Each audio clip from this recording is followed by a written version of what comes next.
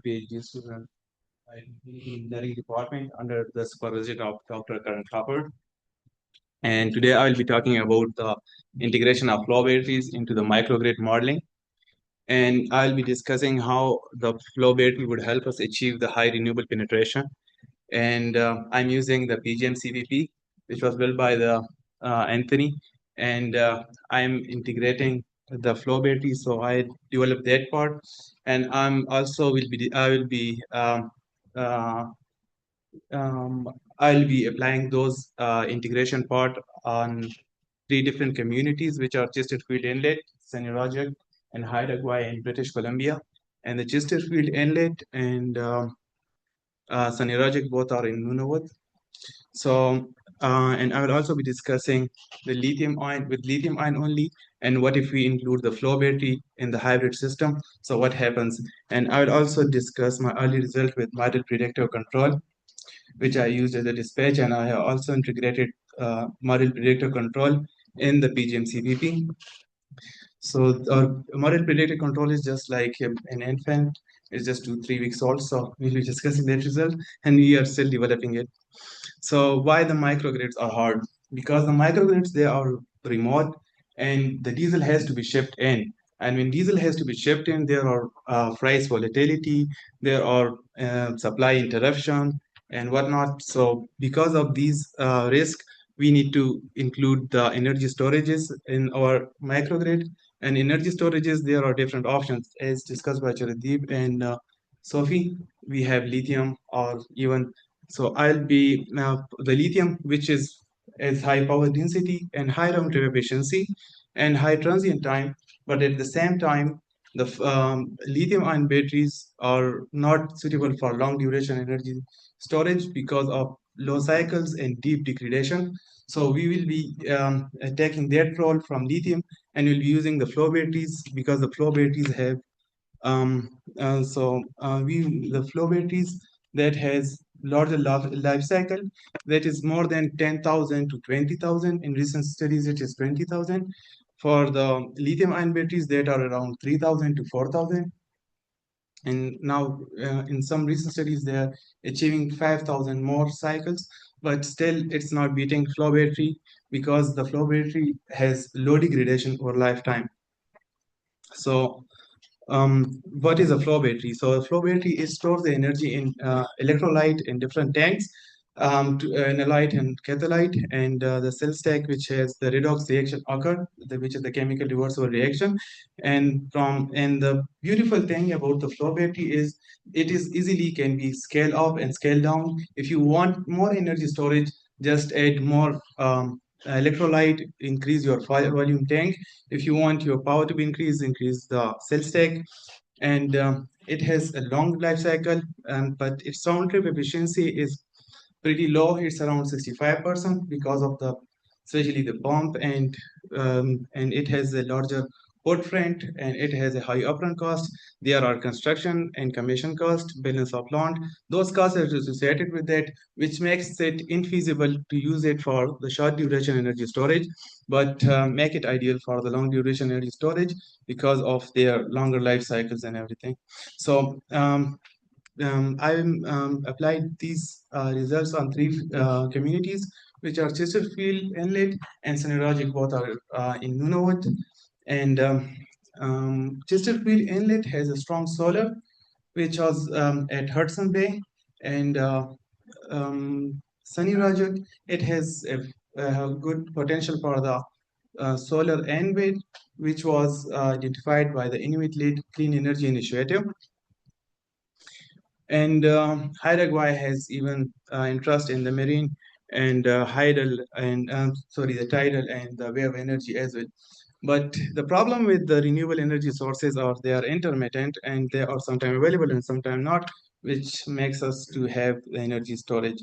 So for my optimization, I have taken the hourly, I have the privilege of to use their load data of these three different communities and their storage and their wind and solar profiles in hourly data for over a year. And the storage parameter includes the efficiency, cost, lifetime, and depth of discharge.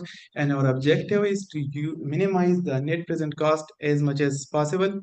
And then we will take the decision variables, which we will identify the capacity size of PV, wind, diesel, and lithium, and the flow battery, the power and energy.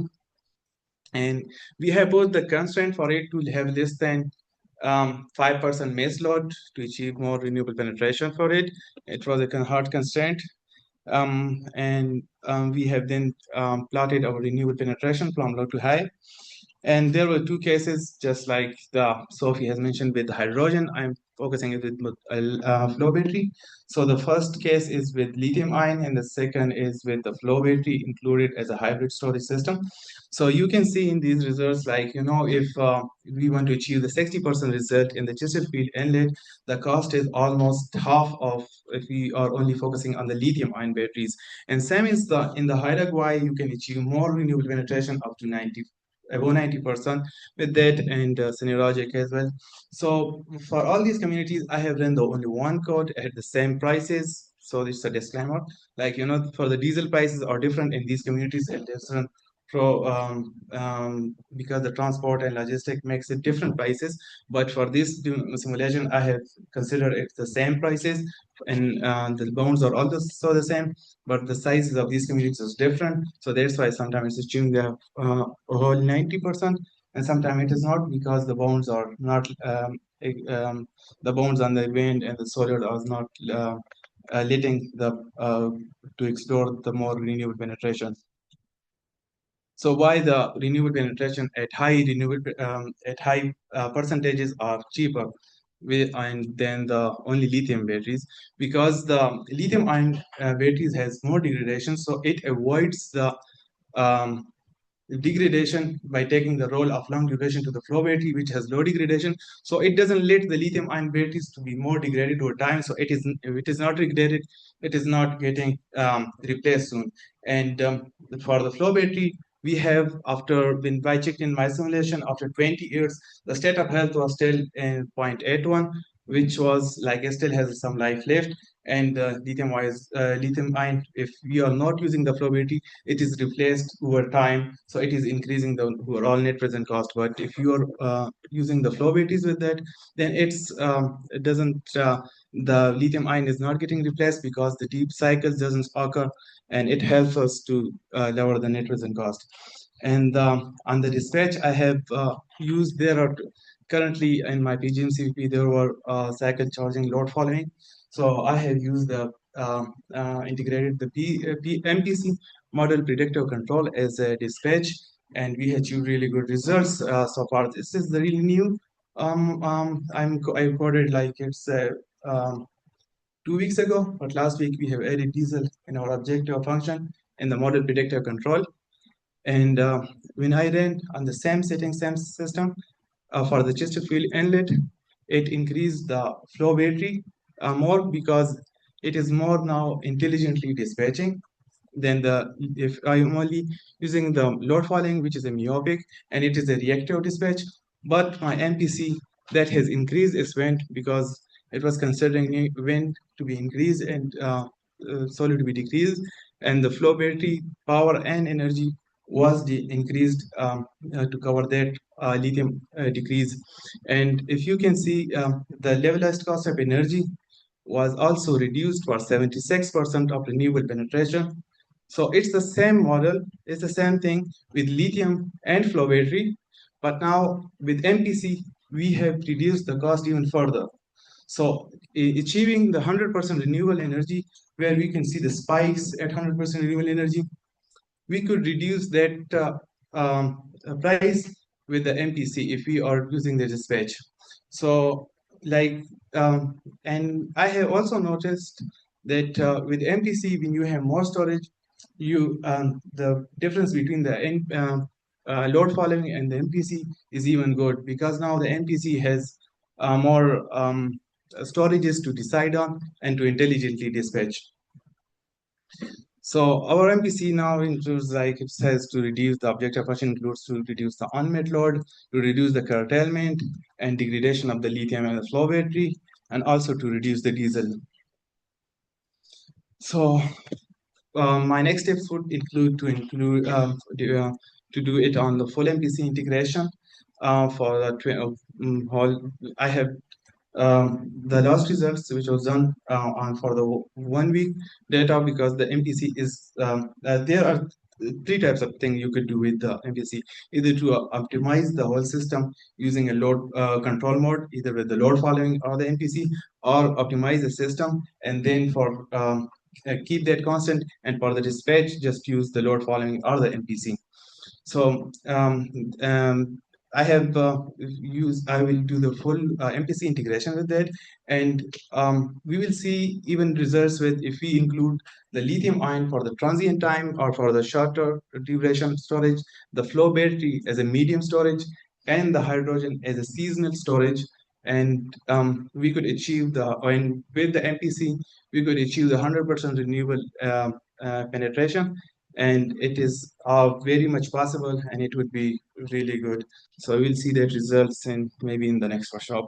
So I'm happy to take any question. Thank you.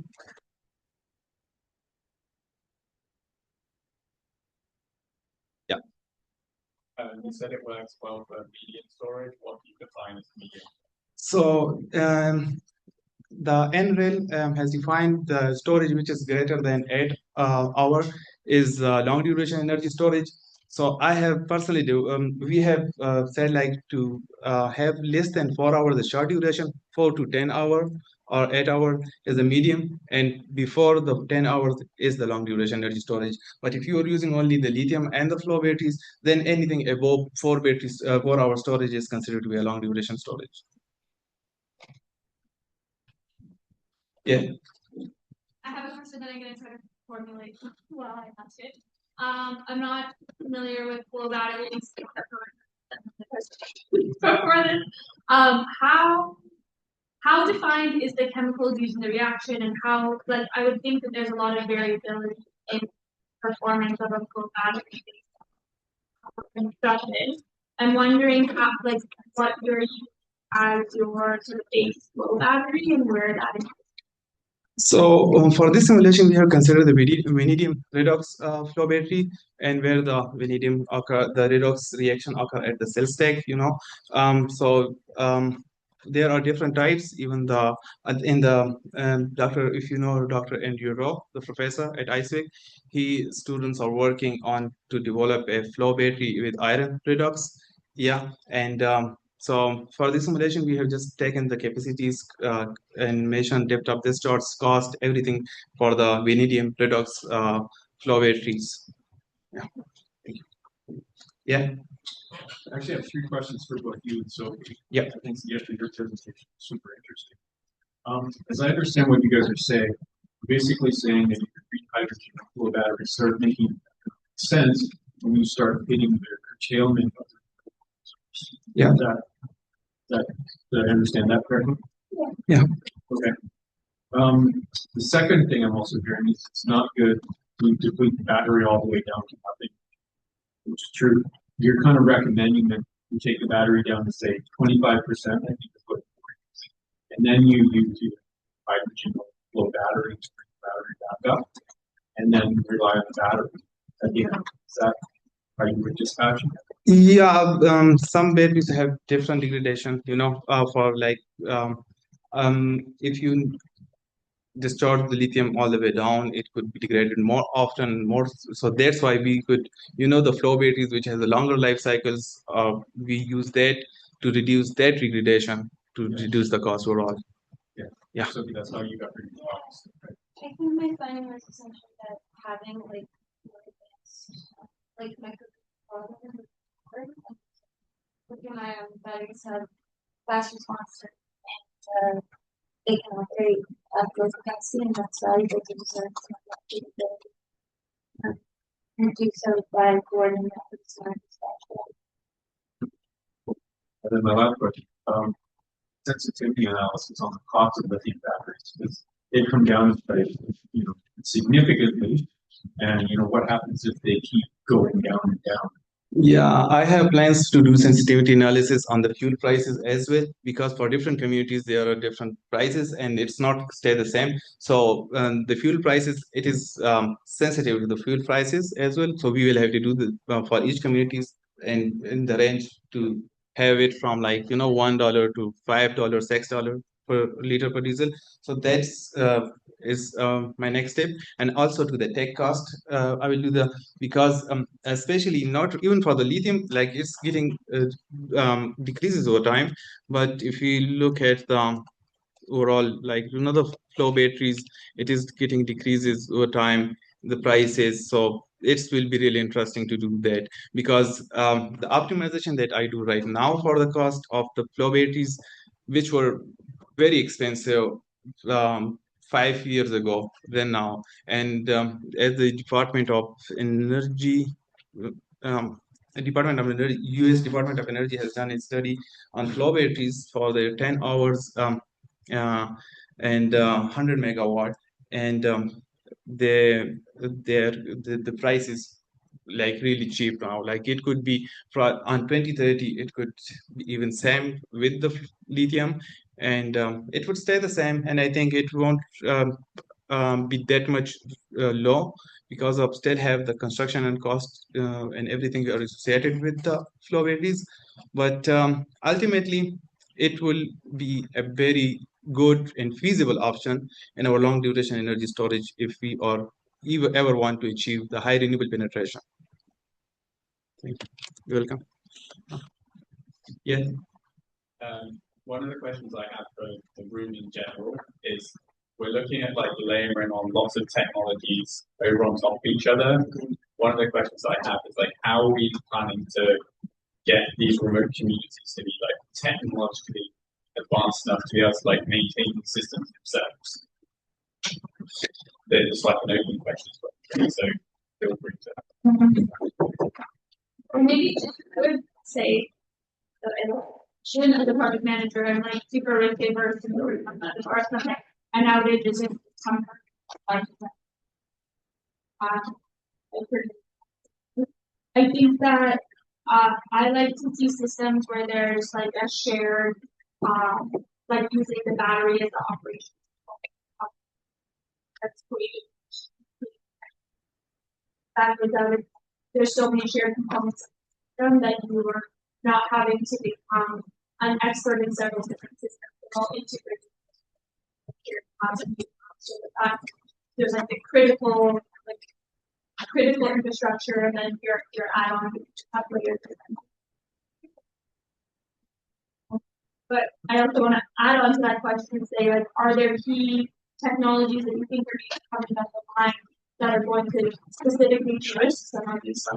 It feels like we're in an exciting technology opportunity. Which ones are going to?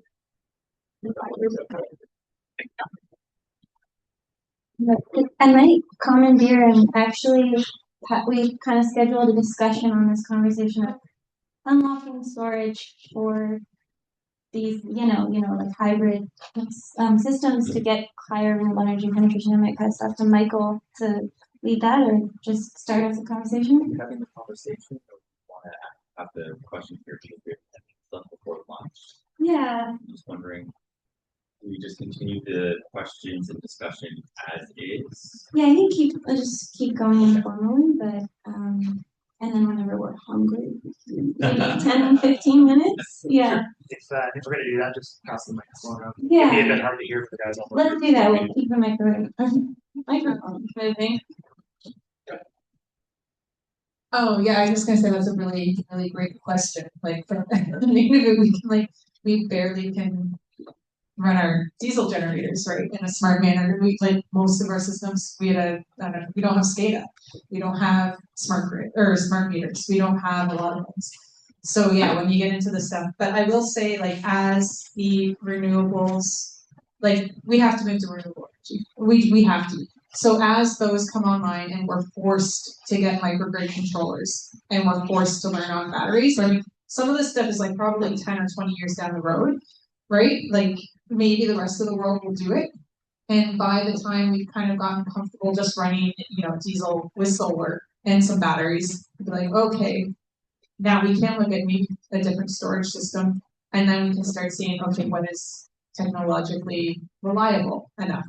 I know Sophie's had some interesting conversations with Tubulik and Raglan mines attempt at integrating hydrogen into their mine, and we talked to Pierre, it worked for less than 24 hours. So we were like, okay, like there's just like, I think pilot projects will probably help too. Like it was really exciting to see that even if it's an off-grid tidal in a very small scale sort of thing. Otherwise, we're not going to even know what we're missing. And so like even that hydrogen example in Raglan, it's really interesting for all the things that went wrong. And hopefully people are really open about sharing what went wrong, so that we can just like learn from these small mistakes as we kind of get there. Are there any presenters that want to answer the question? I have something to add, but I would want to give the presenters an opportunity to discuss. We have some experience.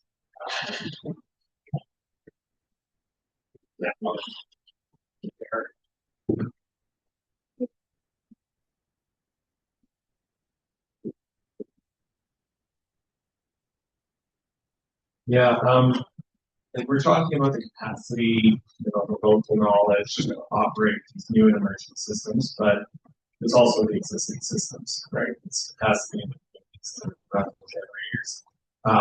And even if you're implementing a solar, like utility grade solar, you still need someone who can switch high voltage. Anytime you've got something compressed, you need someone with specific, qualifications. And like if you unpack that down to a root cause, it's physics 11, right? And that's like when we are working with communities, we have programs to, get the kids through physics 11. Because that sets the stage for electricians, for field service representatives, for pressure boiler engineers, right? And so it's not a short-term thing because to build a system, you have to have someone to come back and switch it on if it goes off, and if you don't, it's going to sit there for a while. So I think this is part of what we need to do if we want to accelerate this stuff. We also need to find a way to accelerate it. So, great question.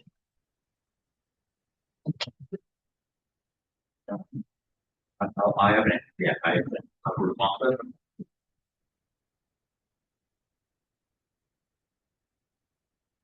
Maybe it's more general comments. It's very human. If you have to fix something, you add something. So that's why you end up in like stacking up technology and technology and technology. Maybe it could also be a approach to think about as an implementation metric for the solvers to reduce the amount of technologies needed to achieve the same goal. Then you don't have like this very high technology knowledge in these communities. Maybe you only have to maintain 2 technologies in the end and not 5. I don't know how the results are looking with capacities and costs then. There could be another angle to look at these problems, I think.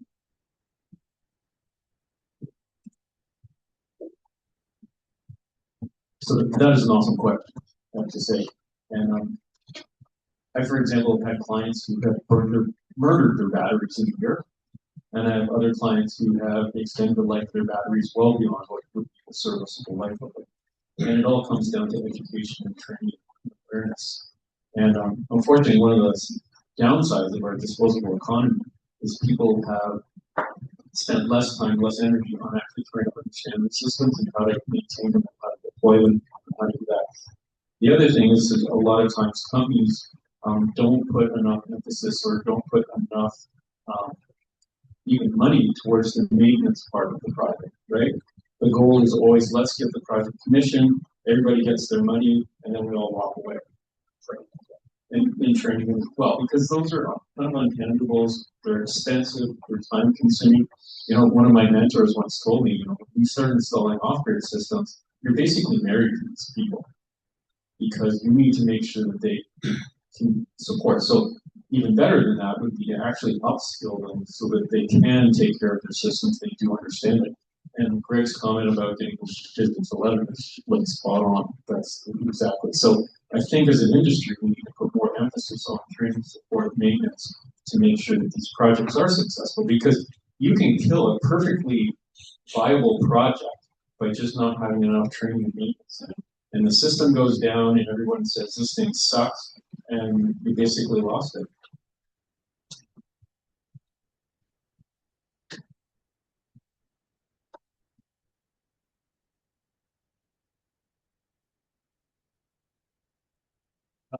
This kind of goes back to the utilities side of things. When considering system resilience and resilience planning, the quality standards that we use for things that are connected to the grid, how do we, are there going to be changes to systems that are off grid when considering training or lack thereof or complexity? Is that part of the conversation that people have in terms of having two sets of standards for perhaps running the same type of equipment, whether it's grid connected or not? I don't know if that's a question.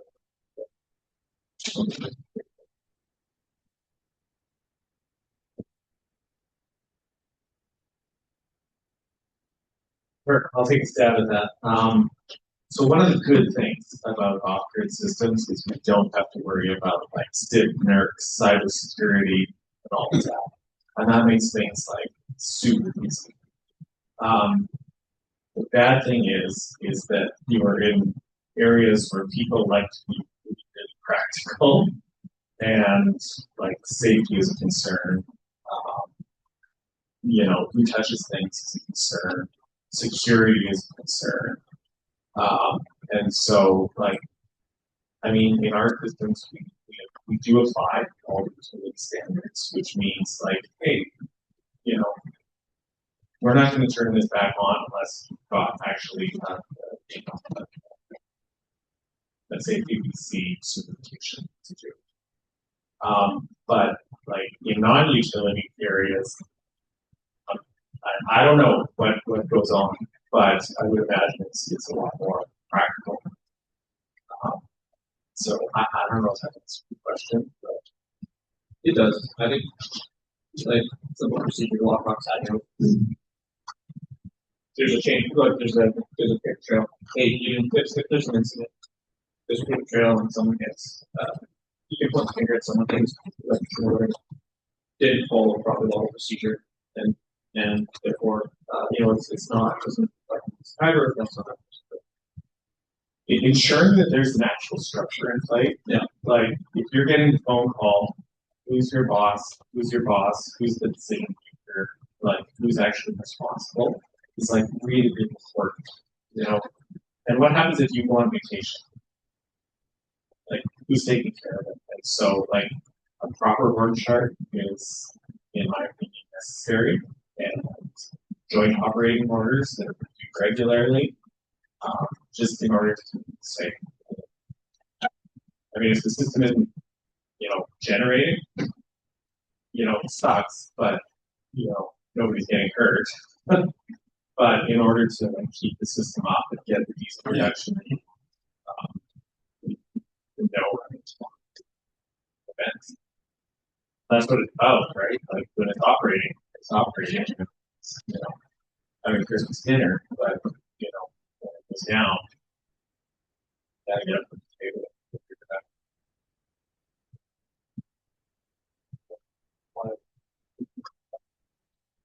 So one of the biggest misunderstandings is if you're operating, you don't have to comply with the electrical code, which is completely wrong. No matter what you install, any piece of electricity or electrical equipment has to comply with the electrical code.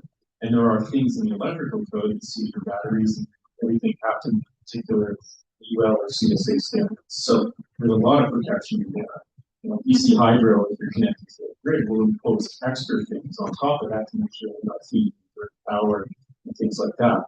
But there's a lot already just in the electrical code. Now, there are a lot of people, for practical reasons, decide that they don't want to pull a permit and go ahead and do something stupid or typically it'll come back to.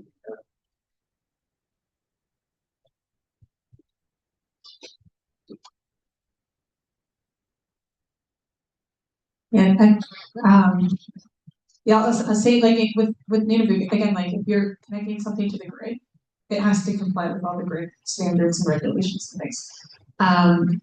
One of the things, like, yeah, in terms of electrical code and stuff, we have a cabin solar program.